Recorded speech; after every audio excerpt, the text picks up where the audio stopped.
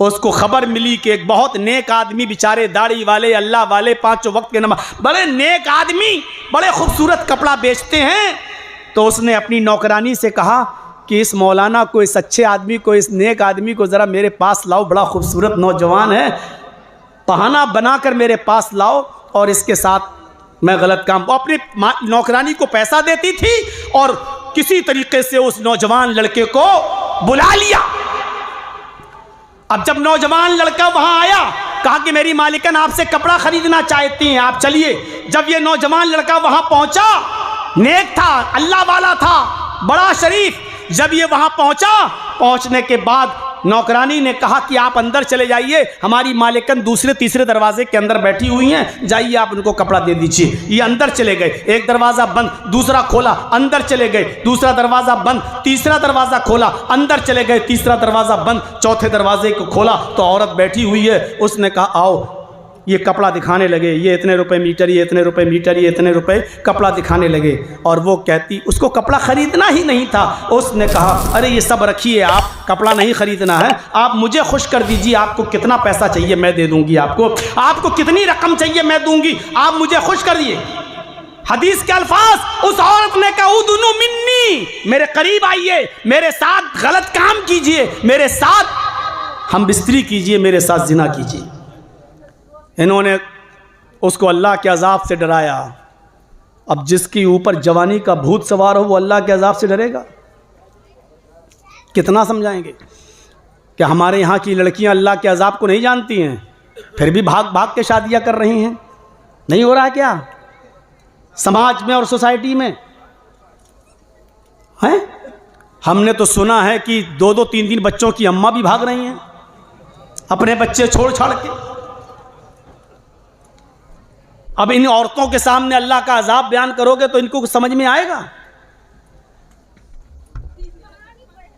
हालात ऐसे हो चुके हैं मेरे भाइयों, दीनी मदरसे में पढ़ने वाली आलिमा और फाजला, बुखारी पढ़ने वाली, कुरान की तफसीर पढ़ने वाली, बुर्के में जाने वाली, बुर्के में रहने वाली लड़की भी जब उत्तर प्रदेश के अंदर, मेरे प्यारे साथियों, एक कॉन्वेंट स्कूल में अगर पढ़ाती है और पढ़ाते पढ़ाते गैर मुस्लिम लड़के के साथ उसका प्यार का चक्कर चल जाता है तो मंदिर में जाकर और सिंदूर लगा के शादी करती है और हिंदू धर्म को कबूल करती। जब हालात इस स्टेज तक पहुंच जाएं तो आप अपनी बेटियों से फिर क्या उम्मीद रखेंगे? आप समाज की बहन और बेटियों से कौन सी उम्मीद लगाएंगे?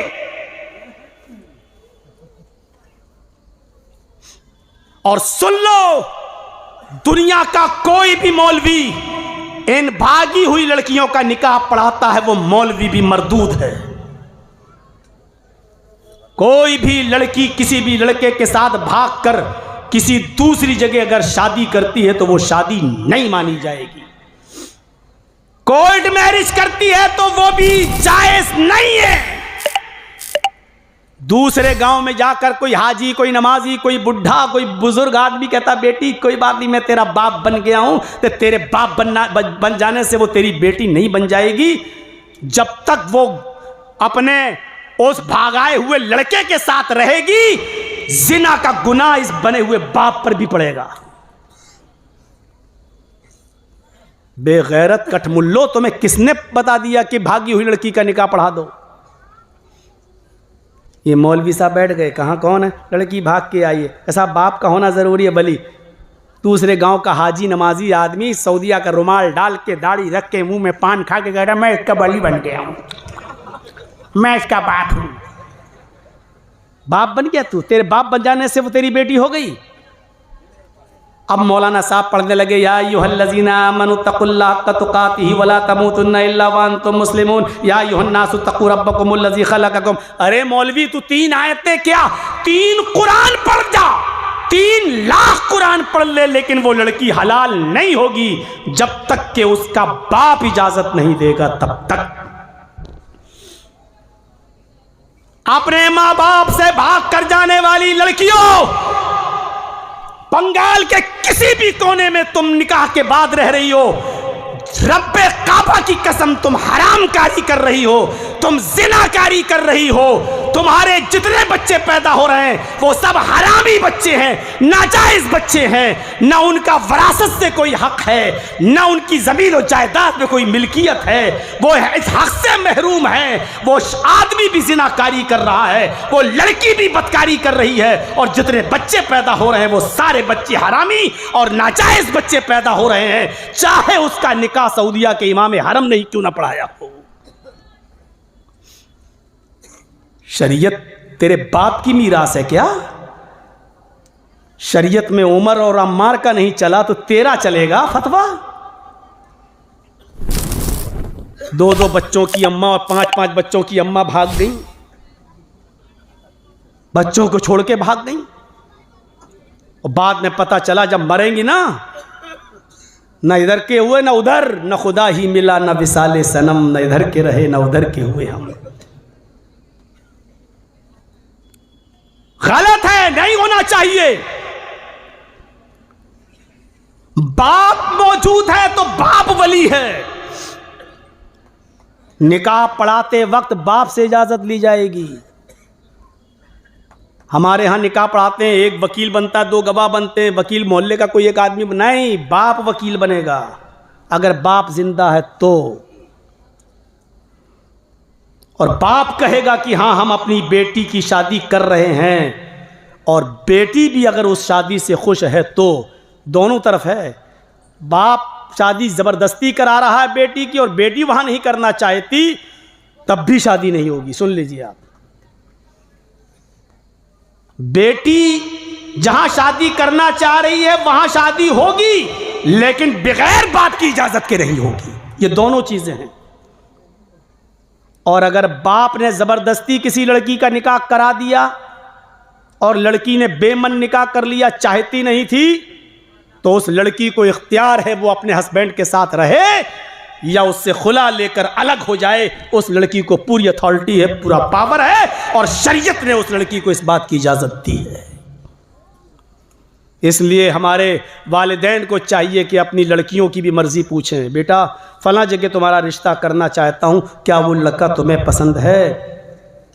शरीयत के मामले में शर्म नहीं। बाप खुद पूछे अपनी बेटी से। बाप को कहते बेटी हमें क्या जवाब देगी, बेटी को बता देना भी चाहिए। हजरत उमर ने तो अपनी बेटी से पूछा था कि बेटी तुम सच सच बताओ कि एक औरत शौहर के बिना कितने दिन तक रह सकती है। पहले इशारा किया 1, कहा अगर और नेक हुई तो, कहा 2 महीना, और कहा 3 महीना, कहा बेटी अगर बहुत ज़्यादा नेक हुई लड़की तो, कहा 4, कहा बहुत अल्लाह वाली हुई तो, इशारा कर दिया यानी 4 से ज़्यादा नहीं। 2-2 साल सऊदिया में रहने वालों, बीवी को यहाँ छोड़ के जाने वालों, हज़रत उमर फारूक ने कानून बना दिया था कि कोई भी आदमी अगर मैदान जंग में भी जाएगा तो 4 महीने से ज़्यादा उसको वहाँ नहीं रोका जाएगा, और 4 महीने में एक बार घर भेजा करते थे। इसका नाम है शरीयत। तुमने घर की खेती समझ लिया है। वो इधर जा रहा है कोई तो दुबई, वो उधर मुंह मार रहा है, ये इधर मुंह मार रही है, 2-2 बच्चे 3-3 बच्चों की अम्मा भागेगी नहीं तो क्या होगा? ये पर्सनल जिंदगी है, इसमें आप, हाँ बीवी अगर आपको इजाजत दे रही है वो एक अलग मैटर हो जाता है, लेकिन वो किस दिल से इजाजत देती है उसको समझना मर्द का। अब तुम गरीबी का हवाला दे रहे हो, साहब बहुत गरीबी है, बीवी हमें जाने दो, और वो मजबूर है आपकी हालत देख के भेज रही है। अरे तुझसे किसने कहा था कि 50,000 रुपये कमाने जा? तू 10,000 रुपये यहाँ कमा। जरूरी है जो सुकून तुझे यहाँ रहकर अपनी बीवी के साथ मिलेगा वो वहां नहीं मिल सकता है। तू भले ही पैसा कमा ले, लेकिन सुकून पैसा नहीं दे सकता है। कितने लोग ऐसे हैं जिनके पास लाखों करोड़ों रुपया है, लेकिन फ्रिज का पानी पीने से डॉक्टर ने मना किया है, नहीं पी रहे हैं। क्यों? अमीर आदमी है, सुकून कहाँ तेरी जिंदगी में? डॉक्टर ने मना किया, तला हुआ चीज़, तेल मसाले की चीज़ नहीं खा सकते हो, सब दलिया खा रहे हो, खिचड़ी खा रहे हो, सब कुछ है तेरे पास लेकिन खिचड़ी खा रहा है। पैसा सुकून नहीं दे सकता है। अला बिज़िक्रिल्लाहि तत्मइन्नुल क़ुलूब, अगर सुकून कोई चीज़ दे सकती है तो वो है अल्लाह का जिक्र। और मियाँ बीवी का ताल्लुक़ भी ज़िक्र है। अल्लाह के रसूल कहते हैं कि अगर कोई शख्स अपनी बीवी के साथ हम बिस्तर होता है, सुनिए शर्म की बात नहीं, तो इस काम पर भी उसको सवाब मिलता है, नेकी। सहाबा ने कहा अल्लाह के रसूल इस पर भी सवाब? हम अपनी लज्जत के लिए, हम अपने एंजॉय के लिए ऐसा करते हैं, फिर भी सवाब? तो अल्लाह के नबी ने कहा अगर वो अपनी हलाल बीवी को छोड़कर किसी गैर औरत के पास जाए तो उसको गुनाह पड़ेगा या नहीं पड़ेगा? तो कहा हाँ उसको गुनाह पड़ेगा। तो कहा जब वो हराम जगह से बचकर हलाल जगह पर अगर एंजॉय हासिल कर रहा है तो उसको नेकी क्यों नहीं मिलेगी? ये है शरीयत। मौलाना साहब यहाँ इतने लोग भाग रहे हैं, इतनी भाग रही हैं, समाज में भी तो देखो तुम्हारे अंदर पर्दा कितना है। जलसों में मेले लगाओगे तो क्या हाल होगा, चूड़ियाँ बिकेंगी तो क्या हाल होगा, लिपस्टिक चुपड़ चुपड़ के, मेकअप थोप थोप के जलसों में भी आएंगी तो क्या होगा? तसव्वुर तो करो आप, हम हैं कहाँ? मैदाने जंग हो रही है, एक औरत का बेटा मैदाने जंग में जंग लड़ रहा है। अबू दाऊद किताबुल जिहाद, लड़ते लड़ते वो बेटा मैदाने जंग में कत्ल कर दिया जाता है। उस बच्चे का नाम है खल्लाद। मैदाने जंग में बेटा कत्ल कर दिया गया, उसके घर खबर पहुंचाई गई। मां ने दरवाजा खोला, क्या हुआ? कहा तेरा बेटा मैदाने जंग में था। जी मैंने भेजा था। आज अल्लाह ने तेरे बेटे को शहादत से नवाजा है। मां तेरा बेटा शहीद हो गया, तेरा बेटा मैदाने जंग में कत्ल कर दिया गया। उसने नजरें आसमान पे डाली और आंसुओं को पी गई। उसने आंसू जमीन के ऊपर नहीं गिरने दिए। हाथों में गिलेब्स पहने, पैरों में सॉक्स पहने, अपने हाथों को छिपाया, पैरों को छिपाया और ढीली ढाली चादर ओढ़ी, चेहरा छिपाया, सिर्फ आंखें खुली हैं। और इस हाल में वो मैदाने जंग में जाती है और चीख कर कहती है आई नबनी, आई नबनी, मेरा बेटा कहाँ है, मेरा बेटा कहाँ है? लोगों ने कहा तू कौन? मनंती, कौन है तू? उसने कहा खल्लाद की माँ उम्मे खल्लाद। कहा जाओ इसको इसके बेटे की लाश के पास पहुंचा दो, ये अपने बेटे को देख ले। लोगों ने उसके बेटे की लाश के पास पहुंचा दिया। मां अपने बेटे को देख रही है, आंखों में आंसू आ रहे हैं, लेकिन अल्लाह का शुक्र अदा कर रही है। अल्लाह तूने मेरे बेटे को शहादत से नवाजा है, मेरे बेटे को शहादत का दर्जा अता फरमाया है। लोगों ने कहा, सहाबा ने कहा, ऐ खातून, ऐ खल्लाद की माँ, इस हाल में कि तेरा बेटा मर गया, तेरा बेटा शहीद हो गया, कत्ल कर दिया गया, और तू हाथों में गिलेब्स पहने, पैरों में सॉक्स पहने हैं, अपना चेहरा छिपाए हुए, ये बेटे की मौत की खबर सुनकर तो बड़ी बड़ी माएँ पागल हो जाती हैं, उनका दिल गुर्दा बाहर आ जाता है, बाल नोचने लगती हैं, कपड़े फाड़ने लगती हैं। इस हाल में भी तू पर्दे का इतना ख्याल कर रही है, अपने बेटे को भी देखने आई तो इस पर्दे के साथ चीख कर कहती है, ओ मोहम्मद के साथियों, मैदान जंग में मैंने अपना बेटा खोया है, अपना पर्दा नहीं। मैदान जंग में अपने बेटे को जाये किया है, मैंने अपना बेटा खोया है, मैं अपनी शर्म हया नहीं खो सकती। ये था पर्दा। मैदान जंग में भी मैंने अपना बेटा खोया है, मैंने अपना पर्दा नहीं खोया, मैं अपनी हया नहीं खो सकती। तुम जाओगे तो चेहरा खोल के देखूंगी, जब तक तुम मेरे सामने रहोगे मैं चेहरा खोलकर अपने बेटे को नहीं देखूंगी। मेरी मां बहनों, सच बताना, इस हदीस की रोशनी में जरा अपना चेहरा देखकर बताओ, इस हदीस के आईने में तुम कैसी लग रही हो? इस हदीस के आईने में, इस किस्से और इस कहानी के आसरे आईने में झांक कर देखो तुम्हारा चेहरा कैसा लग रहा है, हम कैसे नजर आ रहे हैं। वला तशरबन्न खमरन फइन्नहु रासु कुल्लि फाहिशा। बात आगे निकल गई। वो आदमी उस औरत के पास चला गया, उसने कपड़ा हटा दिया, हटाओ रखो, पैसा मैं दूंगी तुम्हें, रकम, आओ मेरे साथ जिना करो। यहीं से हम भाग गए थे, दूसरी तरफ चले गए थे। उसने बहुत समझाया अल्लाह के अजाब से डरो। जवानी का भूत चढ़ा, शौहर मर चुका था, कहने लगी सब समझा चुके, ठीक है चलो अब आओ मेरे साथ जिना करो। कहा कि नहीं मैं ये काम नहीं कर सकता। उसने कहा तो 3 कामों में से कोई एक काम करो। कहा क्या? एक छोटा सा बच्चा बैठा था 4-5 साल का, टेबल पे शराब रखी थी और एक तरफ खूबसूरत औरत खुद बैठी थी। उसने कहा मेरे साथ जिना करो। कहा नहीं कर सकता। नहीं कर सकते तो इस बच्चे को कत्ल करो। कहा यह भी नहीं कर सकता। कहा शराब पियो। इन 3 कामों में से कोई एक तो करना पड़ेगा, और अगर नहीं करते हो तो तुम चारों तरफ से घिर चुके हो, तुम्हारी जान जाएगी। इसने बहुत गौर किया, जान बचाना भी जरूरी था। सोचा क्या करूं, जो छोटा गुनाह है वो कर लेता हूं। इसने कहा जिना करूंगा तो ये बड़ा गुनाह है, इस बच्चे को कत्ल करूंगा ये और बड़ा गुनाह है, किसी मासूम की बच्चे की जिंदगी से क्यों खिलवाड़ करूं। चलो शराब पी लेता हूं। उस अल्लाह के नेक बंदे ने शराब की बोतल उठाई और पी लिया। शराब पीने के बाद उसको नशा आया।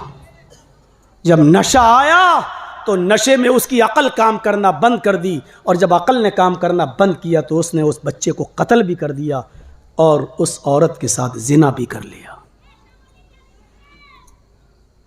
सोचा था कि छोटा गुनाह कर लूं, लेकिन जब शराब पी तो 3 गुनाह कर बैठा।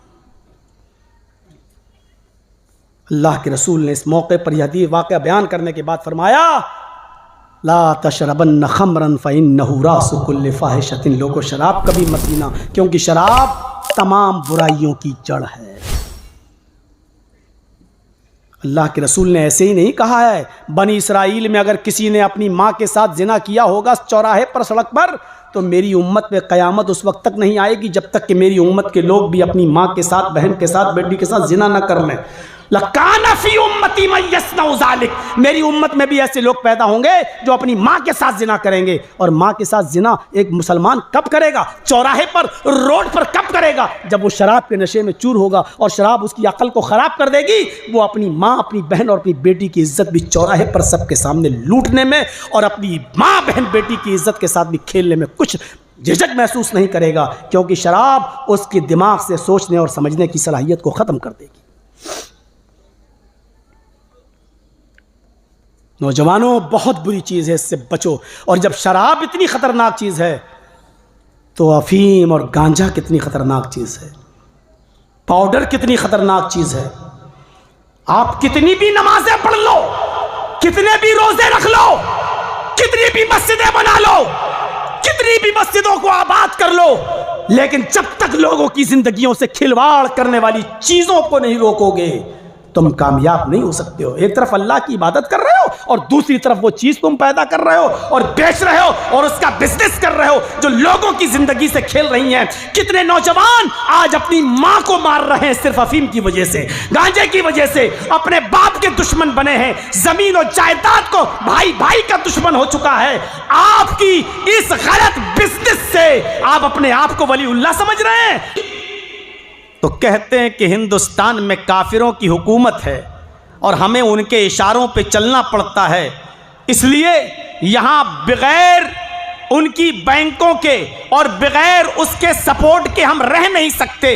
लिहाजा ये दारुल हर्ब है हिंदुस्तान, यहाँ सूद खा सकते हैं। हालात और कंडीशन की बुनियाद पर वो कहते हैं कि जायज़ है, लेकिन सूद किसी भी कीमत पर जायज़ नहीं होगा। आपको गवर्नमेंट मजबूर नहीं कर रही है कि आप सूद खाइए, आपको बैंक मजबूर नहीं कर रही है कि सूद लीजिए। देने के लिए तो मजबूर करती है।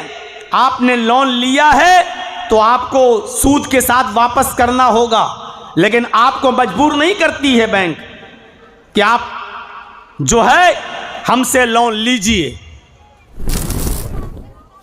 इसलिए सूद भी हराम रहेगा। कोई भी कंडीशन सूद को हलाल नहीं कर सकती। सूअर हराम है, हराम रहेगा। अब कोई ये कहे कि मौलाना साहब अल्लाह के नबी के ज़माने में सूअर को इसलिए हराम करार दिया गया क्योंकि सूअर गंदगी खाता था, लैट्रीन खाता था, और बहुत सी जगहों पर आज भी गंदगी खाते हैं। गंदगी खाने वाली चीज़ को हराम करार दिया। माफ़ कीजिएगा, गंदगी के खा लेने की वजह से कोई चीज़ हराम नहीं हुई। नदियों में और तालाबों में और समंदरों में तैरने वाली मछलियां भी मुर्दे और लाशें और कुत्ते और क्या क्या समंदर में और नदियों में बहता है, वो सारी चीज़ें खाती हैं मछलियां। तो क्या इन हराम चीज़ों के खाने की वजह से मछली के गोश्त को आप हराम करार दे देंगे? सूअर को हराम करार दिया है। अब अमेरिका के अंदर और इंग्लैंड के अंदर जहां यहूदी और ईसाई लोग हैं, वहाँ सूअर को बहुत अच्छे और साफ़ सुथरे माहौल में पाला जाता है। जैसे आपके यहाँ मुर्गी का फार्म हाउस होता है, वहाँ उनको दाना डाला जाता है, 1-1.5-2 महीने में आपके उस चिकन को 1.5-2 किलो का कर दिया जाता है, साफ़ सुथरी चीज़ें खिलाई जाती हैं। ऐसे ही अमेरिका, कनाडा और इसी तरीके से जापान और फ्रांस और इंग्लैंड वगैरह में सूअरों के लिए बड़े बड़े फार्म हाउस खोले गए हैं और उनको बहुत ही साफ़ सुथरा खाना खिलाकर उनको बड़ा किया जा रहा है। अब कोई ये कहे कि मौलाना साहब अब सूअर गंदी चीज नहीं खा रहा है और साफ सुथरी और अच्छी चीजें खाकर उसको पाला जा रहा है, इसलिए सूअर हलाल है, तो वो दीन को बदलने की कोशिश कर रहा है, वो शरीयत को बदलने की कोशिश कर रहा है, वो मुहम्मदुर रसूलुल्लाह की जगह पर अपने आप को नबी बनाने की कोशिश कर रहा है। हराम ही रहेगा, चाहे वो जमजम का पानी ही क्यों ना पीता हो और चाहे वो जन्नत से उतरा हुआ मन्नो सलवा क्यों ना खाता हो, वो हराम ही रहेगा। वह अतममतु अलैकुम नेमती, और हमने अपनी नेमतों का इत्माम कर दिया।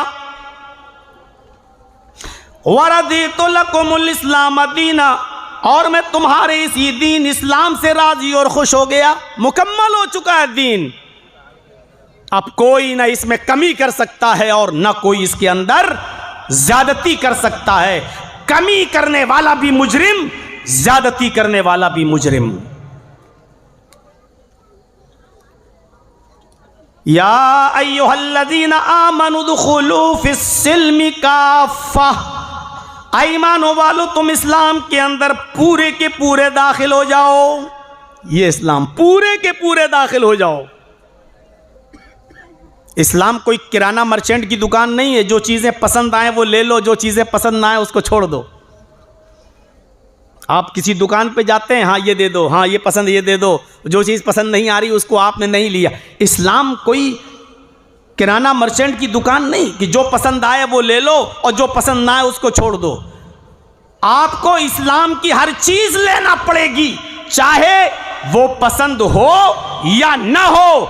अगर उसकी इजाजत है तो आपको वो लेना पड़ेगा, और अगर मना किया है तो वो आपको छोड़ना पड़ेगा, चाहे वो आपकी कितनी महबूब चीज क्यों ना हो। लेकिन अगर अल्लाह के रसूल ने मना कर दिया तो आपको उससे रुकना पड़ेगा। हमें नबी अकरम की बात को मानना है, मौलवी की बात नहीं चलेगी। मौलाना साहब आज के इस दौर में ये हो रहा तो हम कर सकते कि नहीं कर सकते? अरे दीन के अंदर सहाबा किराम की अकल नहीं चली। सुने हैं ना, बुखारी शरीफ के अंदर वाक़या आया है कि एक मर्तबा सफ़र कर रहे थे हज़रत उमर फ़ारूक रज़ियल्लाहु ताला अन्हु और हज़रत अम्मार इब्ने यासिर। अम्मार भी पुराने सहाबी हैं ओल्ड, और उमर भी पुराने सहाबी हैं ओल्ड। ये दोनों सफ़र कर रहे थे, सफ़र करते करते जंगल में पहुंच गए। अब कहने लगे रात काफ़ी हो गई है, अब रात में अगर सफ़र करेंगे, ख़तरनाक जंगल है, डेंजर फॉरेस्ट है, अगर यहाँ से हम गुजरेंगे तो ख़तरनाक जानवर, डेंजर एनिमल्स हमें हमला कर सकते हैं, वार कर सकते हैं, चलो रात यहीं गुजार लेते हैं। रात में सो जाते हैं दोनों लोग। हज़रत उमर ने अपनी चादर बिछा ली, हज़रत अम्मार ने अपनी चादर बिछा ली और दोनों लोग उसी जंगल के अंदर सो गए। और सुनिए, बहुत आसान और बहुत इजी उर्दू बोलने की कोशिश कर रहा हूं, अपनी बात तुम्हारे दिमाग में पैवस्त करने की कोशिश कर रहा हूं। बहुत दिन हो गए हैं, मैंने तो अब आपकी नब्ज़ पकड़ ली है कि आप सुनना क्या चाहते हैं। मेरे भाइयों, हजरत अम्मार अपनी चादर बिछा के सो गए, हजरत उमर अपनी चादर बिछा के सो गए, दोनों सो गए। सुबह उठते हैं फजर की नमाज पढ़ने के लिए, लेकिन दोनों सहाबी फजर की नमाज पढ़ने के लायक नहीं रहे। समझ गए हैं आप इशारा? दोनों को गुस्ल की ज़रूरत पेश आ गई। ऐसी कंडीशन हो गई कि इस कंडीशन में वो नमाज नहीं पढ़ सकते बगैर गुस्ल किए हुए। इंसान है, फितरत है, नेचुरल चीज़ है, हो गया। अब फजर का वक्त है, नमाज भी हर हाल में पढ़ना है, करें क्या? पानी किसी के पास नहीं है। बुखारी के अल्फाज, हजरत अम्मार कहते हैं, अय उमर, मुझे तो गुस्ल की ज़रूरत पेश आ गई। हजरत अम्मार ने सर झुका के कहा, उमर, मुझे भी गुस्ल की ज़रूरत पेश आ गई, पानी है नहीं, करें क्या? हजरत अम्मार ने कहा, मसला मालूम है हमें। अल्लाह के रसूल मस्जिद में दर्स दे रहे थे, खुतबा दे रहे थे, तो आपने फरमाया जब पानी ना मिले तो पाक मिट्टी से तयम्मुम कर लिया करो। जब पानी ना मिले तो पाक मिट्टी से तयम्मुम कर लिया करो, लिहाजा हम तयम्मुम से काम चला लेंगे। हजरत उमर ने कहा, अय अम्मार, जिस वक्त अल्लाह के नबी ने यह हदीस बताई थी उस वक्त मैं भी मस्जिद में मौजूद था। अल्लाह के रसूल ने वुज़ू के बारे में यह फरमाया था कि वुज़ू के लिए पानी ना मिले तो तयम्मुम कर लो। हमें वुज़ू की नहीं, गुस्ल की ज़रूरत है। आदमी पाक रहता है, सिर्फ वुज़ू नहीं है तो पानी नहीं मिल रहा, तयम्मुम कर ले। लेकिन हमें तो वुज़ू की ज़रूरत नहीं, गुस्ल की ज़रूरत है। तो हज़रत अम्मार कहने लगे, वुज़ू में छोटा गुस्ल होता है, यानी चंद चीज़ें धोई जाती हैं, तो उसके लिए छोटा तयम्मुम होता है, और हमें गुस्ल की ज़रूरत है, इसलिए बड़ा तयम्मुम कर लेंगे। तो हज़रत उमर ने कहा, बड़ा तयम्मुम क्या होता है? तो कहा, बड़ा तयम्मुम ये होता है कि हम अपने जिस्म से कपड़े उतार कर ज़मीन पर मिट्टी में लोटेंगे, पूरे जिस्म पर मिट्टी भर लेंगे, हर हिस्से पे मिट्टी पहुंच जाएगी, पाक हो जाएंगे।